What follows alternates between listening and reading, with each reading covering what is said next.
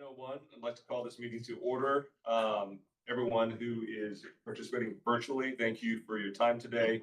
I'll ask you to keep your microphones on mute and turn them on only when you speak. We'll go ahead and if you are attending virtually, let's see your beautiful faces broadcast over the video. With that, Carmen, can we do a roll call and see if we have quorum? Sir. William Smith. Suzanne Arnold. Benoit Curin. Here. Otis Jones. Here. Edwin Lofton. Here. Johnny Scholl. Here. Devin Duvac. Here. Alex Morales. Here. Jorge Olivares. Scott McDonald. And Stephen Chang, Vice Chair. Here. Thank you, council members, for attending. You have a quorum, sir. Fantastic. We have a quorum, so we can proceed. Have a limited agenda today. Looks like we did not receive any public comments for today's meeting. So we'll kind of go over to item D. And I'm going to, at this time, call on Todd Simmering to present this submission for State Service Company, Spitzer Industries, and Volta LLC. That's me.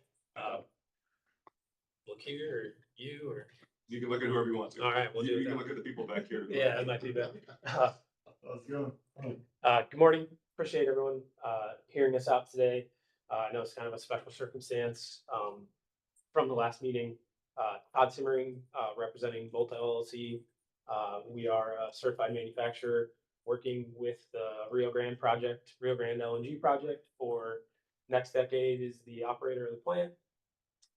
Bechtel is the engineering firm, and ABB is the technology provider for the actual switchgear. So again, really appreciate the time. I know this has kind of been quick, and hopefully everyone's had enough time to look over the material. I think we really just want to kind of leave it up to you guys. We think we kind of have a fair case here for the life of this project, and so we're really asking for variances to 2021 IFC with respect to our project, and we'll go over why we feel that's appropriate on the next few slides. I think you've heard a lot about this topic maybe over the last 2 weeks. We had Powell Industries talk to a portion of it 2 weeks ago. Steve also spoke to it. So if you want to go to the next slide, Paul. So again, this is an LNG project. There are technically 4 manufacturers involved in the project, all essentially asking the same thing. We're all building medium voltage substations that have backup control via lead acid battery systems. And so these battery systems are solely used for the backup power and controls of the switchgear that feeds into the power distribution system of the plant. There are multiple phases. To me, it is all one project for the ultimate end user Next Decade. So phase over phase, to me, doesn't necessarily play into it. The whole project has kicked off. The site maps are locked from the customer standpoint. The project started 2023. So it was designed in 2023, and they're trying to continue with design uniformity from there. And so if you want to go to the next slide, Paul.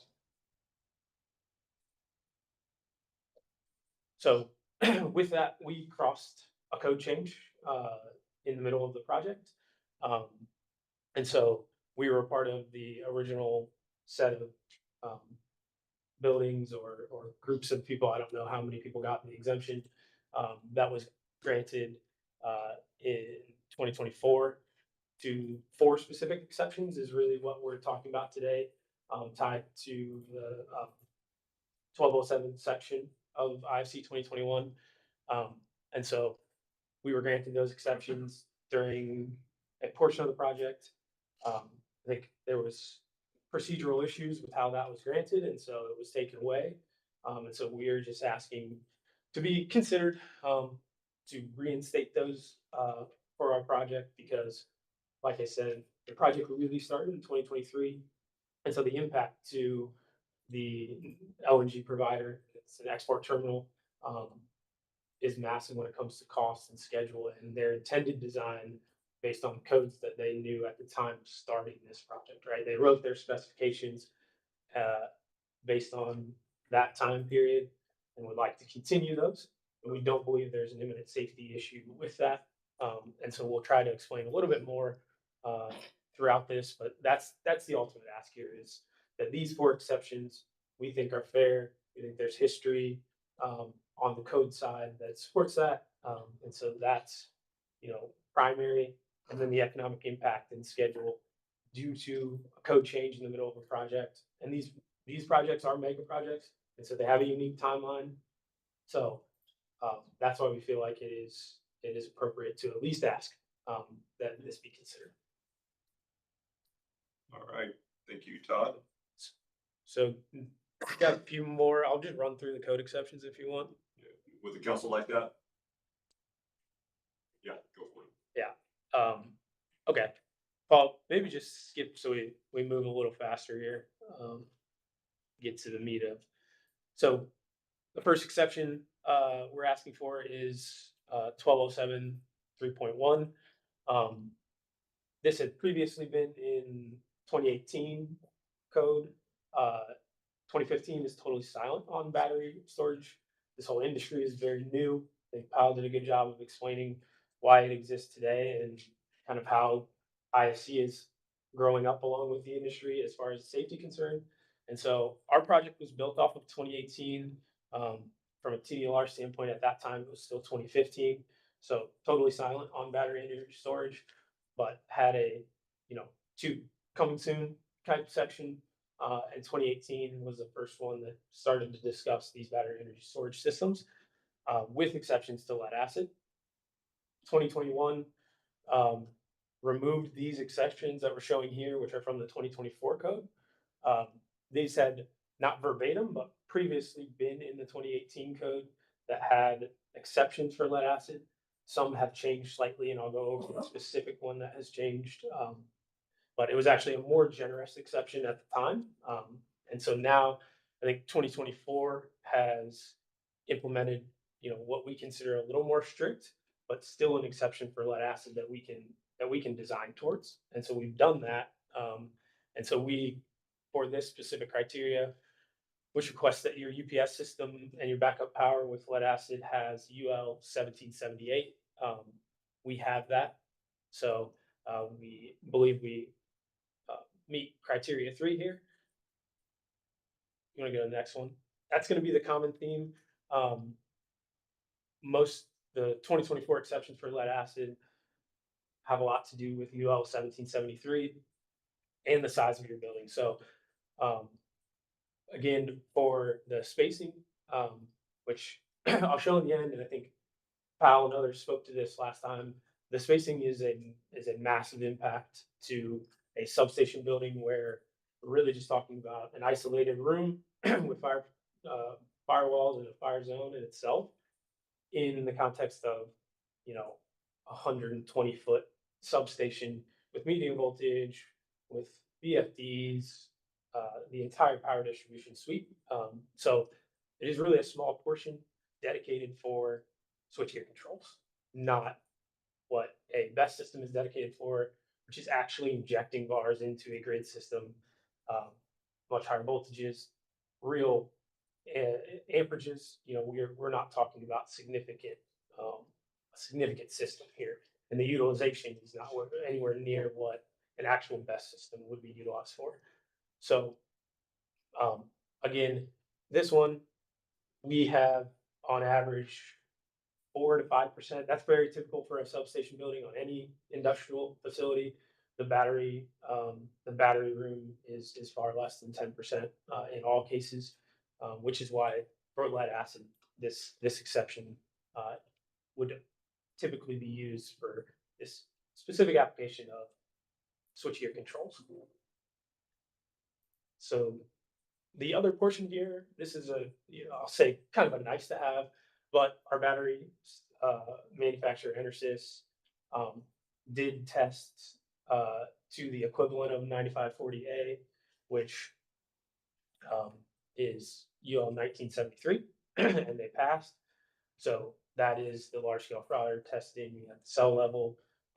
It does not mean your system is UL 9540, but from a practical and technical standpoint, that is the stringent test that many batteries are trying to get to at the cell level. So it's a type test, so it can't be called as a system, but it is still an important point as far as the system that we're using also meets that criteria, which isn't even a defined exception in this code, but it's another reason that we do feel very comfortable with the system that we're using. If you want to go, it's just a reference to the specific exception that we have here, which is number 3 again, UL 1778, and total floor space being below 10% because it's a battery room in a much larger substation here. So final exception, second to last, third, we meet criteria 3 again, which is the same theme of UL 1778 and battery room being specific size within the building. And so that one is for the lack of fire suppression system or sprinkler system being required in the battery. Final one is explosion control. Again, we meet criteria 6, which is twofold this time. It is UL 1778 again, but it's also this building, this battery room is contained in a fire zone. So it is built with firewalls, internal and external, and it is isolated from the overall building from a design standpoint. So qualifying for criteria exception 6. And this is the typical design of a substation building and specifically the battery room. So this is why it feels like to us that while we understand how the code in 2021 was tackling a much bigger problem, quite frankly, tied to lithium-ion batteries, tied to their thermal runaway, the lack of safety in those systems at the time was significant. It was brand new. We hadn't needed it as baseload power changed in Texas and everywhere really. Became very prevalent in Texas, because regulation allowed for certain sizes to get expedited. So there are a lot of true BSS systems in Texas. And so we understand adopting 2021 just to get those in to capture safety requirements for these lithium systems. Texas is a hub for battery energy storage, the true application. I think we got caught in that with the 9540 additions and somehow the lead acid getting removed, but I feel like it quickly got corrected in 2024, where while it wasn't just straight from 2018, they made some modifications like the UL 1778 requirements. And so we do feel like it's been upgraded and we still meet this more stringent than 2018 exceptions. So from that standpoint, that's really what we're asking for. It feels like a correction has been made from a code standpoint. We are caught up in this because we started on one code and the project lifecycle is unfortunately 6 years to build a plant of this size. And so the impact, which is on the next slide, this is really just indicative, but sorry, go one more, Paul. So just based on non-disclosure, we didn't want to give you the exact economic impact here, but these are indicative examples of redesigning a battery system to the 2021 code. And you can see in all cases, it is over 10%, sometimes as high as 43%, as far as the economic impact to just the building itself, just what we provide to a customer.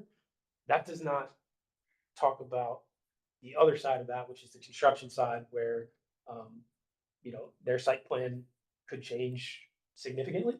And if you're doing it in the middle of a project where you planned around a site map and the size of the building here, you've already driven piles and started civil work for the next set of buildings that you expected to be the same size. That schedule impact and construction resequencing, I wouldn't begin to know the true magnitude of that. But I know it's significant. From a schedule impact alone, it's significant to redesign a building in the middle of the project and then have to have that filter through to the site map and the model that didn't have these requirements at the beginning of the project.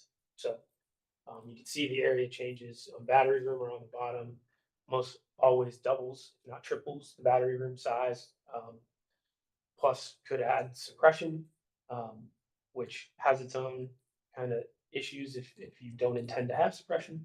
But the trickle down is all the way through the project. So that is just the building itself is anywhere from 10, realistically 10 to 20%. There are extreme examples where it can be 43% more costly to put one of these to 2021 and design to 2020.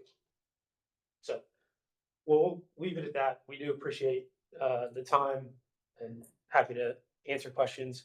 We worked on this with ABB as far as research and what the codes say. So there's others here that can chime in. The EPC is here as well, and we have some people on the phone with some experience in the subject as well. All right. Well, thank you, Todd. Council members, any discussion or questions? Thank you for sending all these materials ahead of time as well. It was useful to review those. Any questions for council members? Can't tell if people are raising their hands. Carmen, can you? Okay, we got Benoit. Any question from Benoit? Oh boy. Yes, can you guys hear me? Yes, sir. Yep. Okay, so, and not really a question, just kind of a comment. So when Luca gave the presentation at the last meeting, it was for what we wanted to see where the code could go in the future. So I agree that the battery restrictions outlined in the IFC 2021 code, we believe was incorrectly applied to lead acid batteries.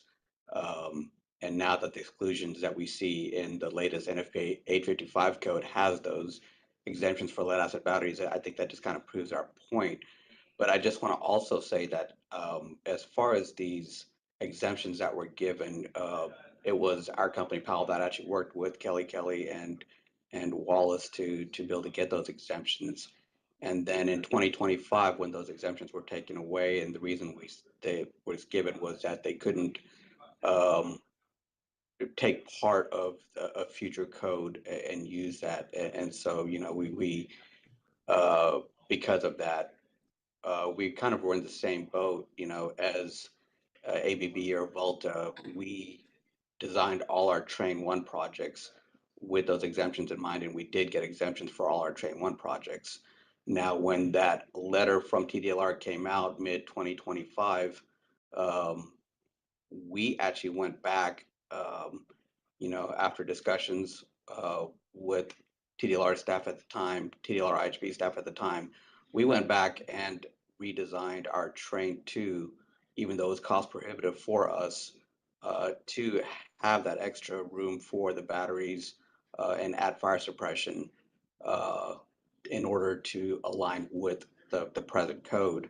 And so I just wanted to kind of put that out on the table too. We didn't ask for an exemption. I still believe that going forward, we probably need to make a decision on how we address these code issues. Because again, I feel like the 2021 code was a little bit in error when they put lead acid batteries in those exemptions. But at the same time, we want to make sure everyone's on the same playing field too, because we did design our buildings to meet, to align with what TDLR was saying at the time. So just a comment on my part. Thank you. Thank you for that historical context as well, Benoit. Other questions or comments? All right, seeing that we have none, I think what we have is, would anyone like to make a motion to approve these alternate means and methods for construction under Texas Admin Code Section 70.103? Anyone like to make that motion? I make a motion. Thank you. This is Was that Johnny. Scooter? I make a Yes, Scooter second. Lofton. And then we have second from, is that Johnny? Johnny Scholl. Okay. Do we want to actually articulate the motion, or is it clear enough to everyone what we're voting on right now? Mr. Chang, Robert Reyes, Assistant General Counsel, let's go ahead and definitely articulate exactly what the motion is, including the specific parameters for possible approval, just so staff and everybody that's aware of this situation knows exactly what is being approved here, because we are establishing precedent. Great. Scooter, do you feel like you've got enough information in front of you that you can actually articulate the motion? Probably not as well as you probably guys would like it to be. So I probably could use a little help with that. All right, I'm making the motion that we approve this gentleman's request. But if we want to articulate it a little bit more detailed, I could use a little help with the specifics. Let me give it a swing, and being that, you know, the presiding officer is Scott McDonald, he might correct me if I get this wrong. He's much more knowledgeable in these types of things. Great. But it's approval for this group to use the alternate materials and methods of construction under Texas Admin Code Section 70.103. So my belief is that is the motion as it stands. It's not approving the site plan or any type of kind of building permit or anything like that. It's just allowing them to use this alternate materials and methods for Correct. construction. Mm-hmm. That's my motion. That's my motion. God, did I get that right? Did I miss anything on that? Mr. Shane, once again, Robert Reyes, can we also articulate in the motion specifically the space or the facts that are specific or germane to the request? That way we can understand exactly the parameters in which the approval is being made, because, you know, this could be done in a lot of different types of rooms, building structures, and we just want to articulate as much as possible what is being approved here. All right, so I'm going to give this a try. I feel like you know the answer, but I'm going to try to guess at what you're wanting me to say here. And Todd, please chime in if I don't get this right. But it's the basis for the variance requested is that we allow them to use the 2024 IFC for their project, right? That's really what you guys are asking for. Okay. Mr. Reyes, would they have to specify who specifically? Well, number one, we need to specify the project, the people who are going to apply the project, number one. And this, again, this is just to make sure that we understand who is receiving what and when, right? Gotcha. And for what reason.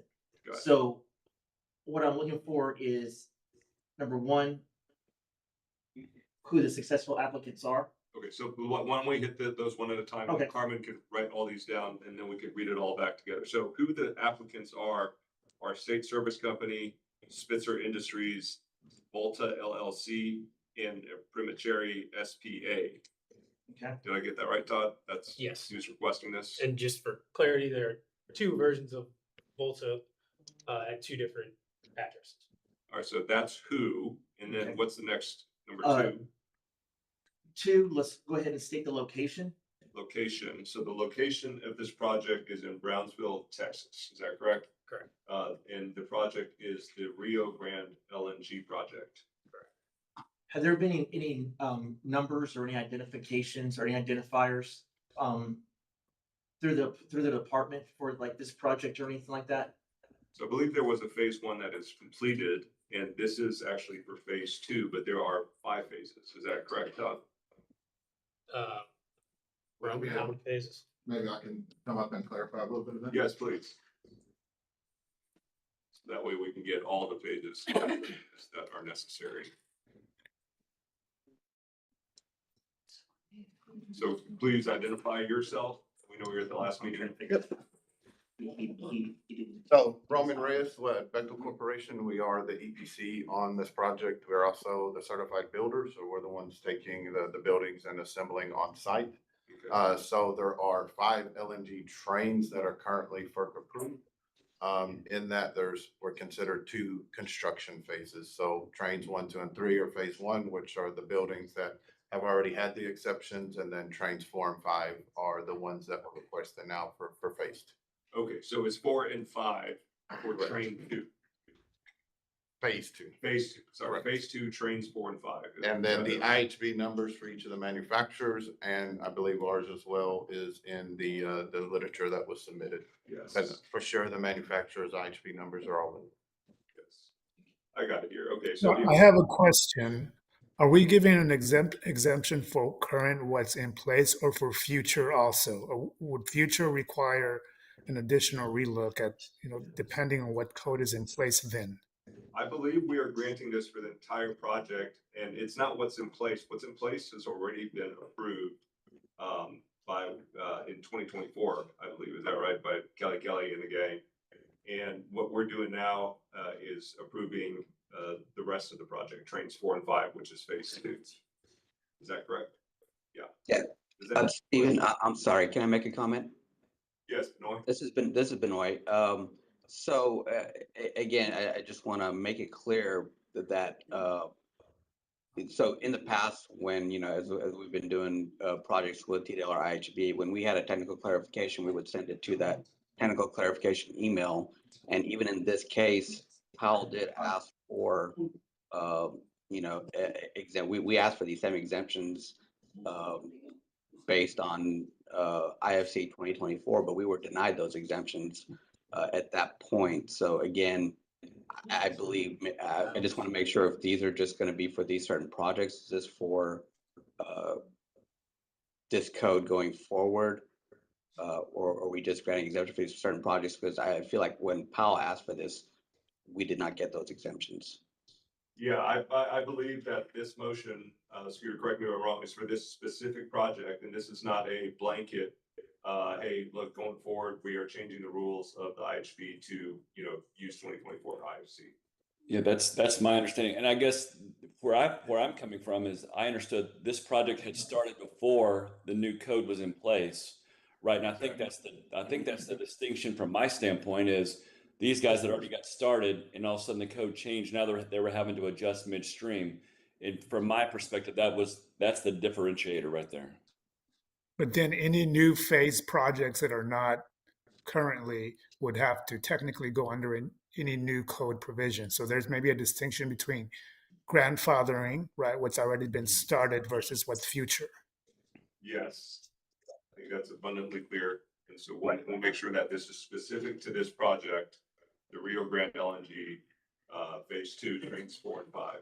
Right. And what was told to us from that TDLR letter that we got was any projects that hadn't started manufacturing as of that date would have to follow the new code. So that's what was communicated to us, and that was in that letter.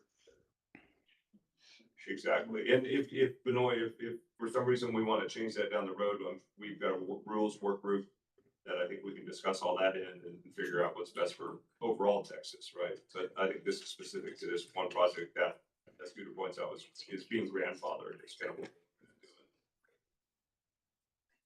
Perfect. Thank you. Other what else do we need? We've got the project identifiers, we've got who, we've got the location. We've identified that this is going to be used just for this, that this specific exception to this specific code is going to be used for this project only. Yep. So that is clear to everybody. Carmen, you got all this so far?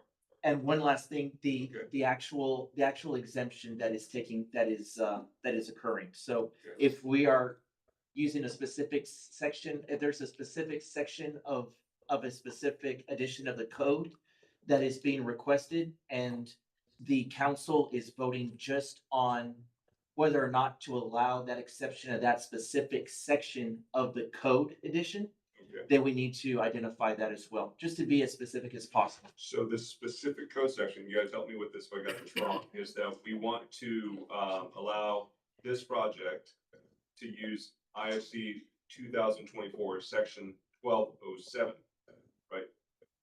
Correct. And that covers all the different Yes. things you outlined in your presentation. Yes, sir. Okay, is that the final one? I believe that satisfies the requirements that we need, sir. Okay, council members, any questions, comments on that? Johnny, I saw you maybe scratching your head or moving your hand. Yeah, I just had a ditch. Oh, just- All right.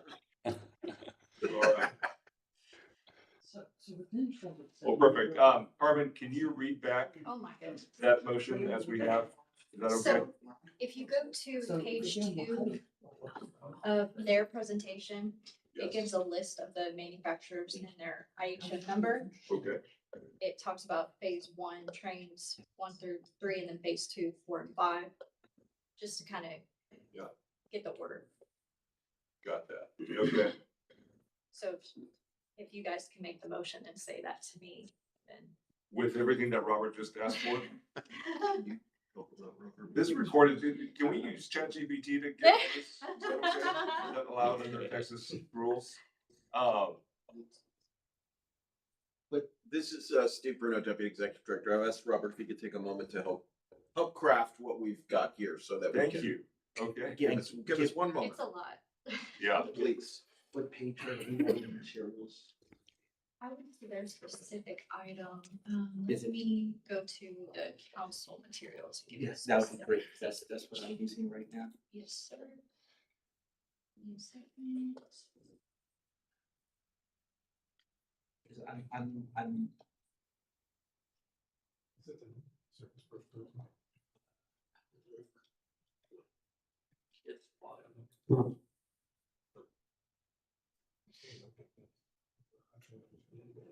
This is my first year.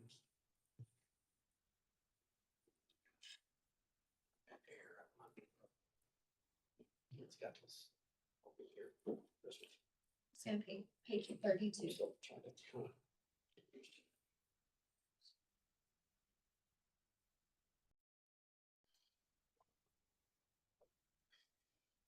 This project center.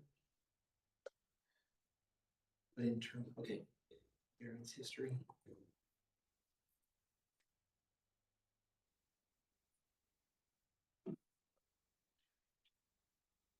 I think I It got should it be the actually. project summary. You guys want me to give it a try? Well, because I'm looking for the specific sections of 1207. Oh, okay. How about this, Mr. Bruno? If I can give it a try, let's make a motion Yes. just in the interest of Let's, time. let's go ahead and, So I'm gonna make a motion, guys. Help me if I got this wrong. So the motion is that we grant this specific project at in Brownsville, Texas, the Rio Grande LNG for phase 2, trains 4 and 5, who are the following IHB participants. All that listed here. This page. For the following IHB participants, State Service Company, Spitzer Industries, Volta LLC, and Primacheri SPA, to specifically use section 1207 of the IFC 2024 for this project. Those are the 4 things you asked and me, right? I'm seeing references to 1207.3.1, 0.5.1, 0.5.5, and 0.6.3. Are those the specific articles, Mr. Simmering and group? I think we covered it just by saying 1207, right? Section 1207. Do we want to be that specific?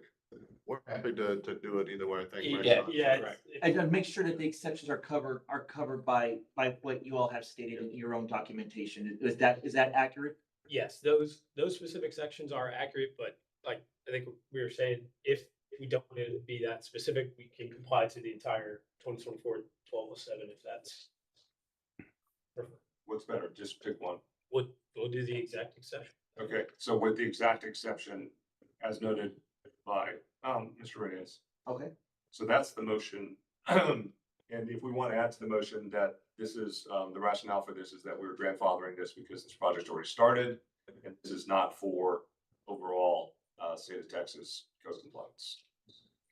Here, we get that. So Okay, you are making that motion.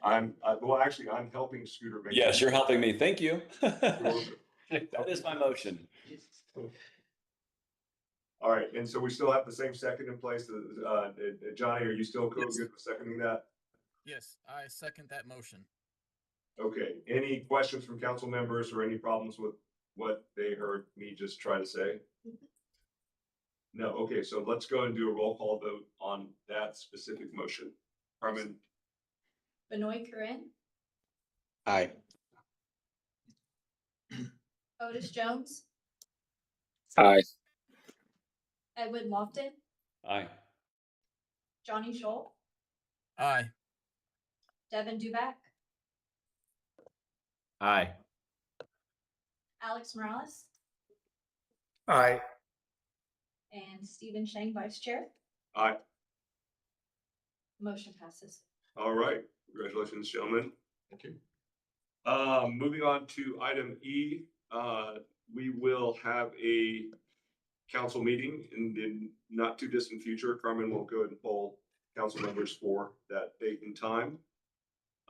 Any thoughts on that? You guys all good with that?